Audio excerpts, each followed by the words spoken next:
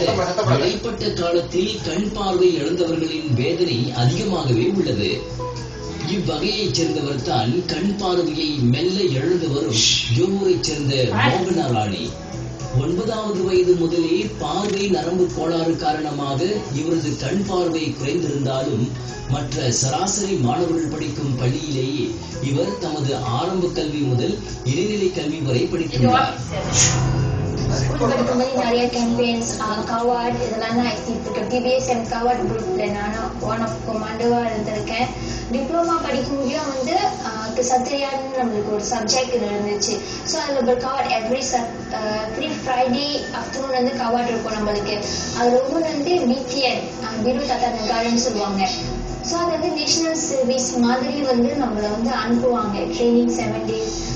National service கேம்ப்ல தங்கி அங்க உள்ள என்னென்ன ஆக்டிவிட்டிஸ் இருக்கோ அது எல்லாமே நான் இன்வால்வ் பண்ணியிருக்கேன். எங்கள் அப்பா அம்மாட்டு நான் எப்பவுமே கேட்பேன் இந்த மாதிரி ஆக்டிவிட்டிஸ் இருக்கும்போது போக முடியாமன்னு.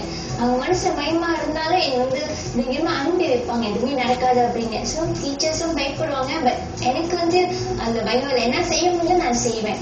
ஸ்கூல்ல வந்து நிறைய ஆக்டிவிட்டிஸ் போயிருக்கேன்.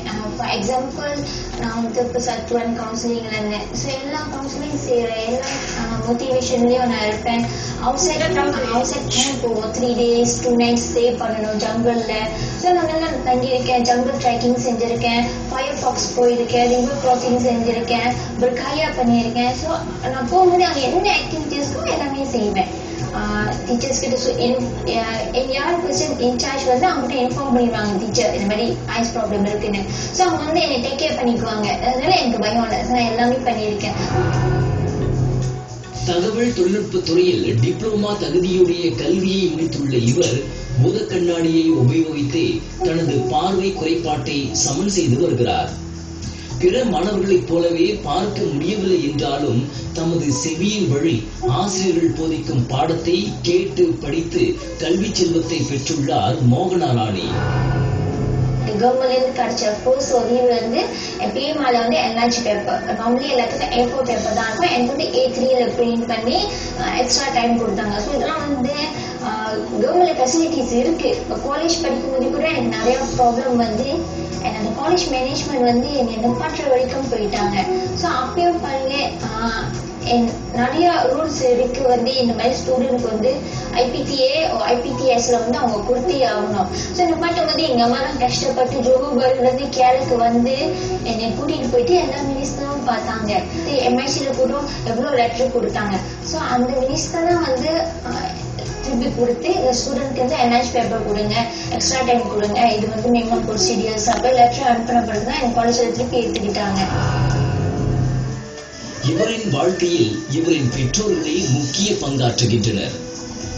கண் பார்வை உள்ளவர்களே தங்களின் கல்வியை மேற்கொள்ள பல காரணங்களை கூறும் இக்காலத்தில் இவரை போல் கண் பார்வை குறைந்தவர்கள் வாழ்க்கையில் சாதிக்க துடிப்பது பெருமைக்குரிய ஒன்றாகும். ஆனா சிலவங்க வந்து இந்த மாதிரி கண் ப்ராப்ளம் இருக்கு தெரிஞ்சவனே தப்பா பழகிறதுக்கு ட்ரை பண்ணுவாங்க. எனக்கு வந்து நிறைய ஃப்ரெண்ட்ஸ் இருக்குல்ல, நானும் கொஞ்சம் ஃப்ரெண்ட்ஸ் தான் பழகுவேன். ரொம்ப பேர்ட்ட ரொம்ப பேச மாட்டேன். ஸோ சிலவங்க எனக்கு பிடிக்கலன்னா நான் பேச மாட்டேன். வந்து என் காலேஜ்ல நான் படிக்கும் போது நிறைய என் கூட படிச்ச ஸ்டூடெண்ட்ஸ் இருந்தாங்க. பாய்ஸ் ஸ்டூடெண்ட்ஸ் தான். எல்லாரும் எனக்கு ரொம்ப ஹெல்ப் பண்ணுவாங்க. நீ வந்து சாப்பிட கூட்டிட்டு போறதுக்கு, நைட் டைம் சாப்பிட கூட்டிட்டு போகும்போது கெப்பல கூட்டிட்டு வந்திருக்காங்க. ரொம்ப ஹெல்ப் பண்ணிருப்பாங்க.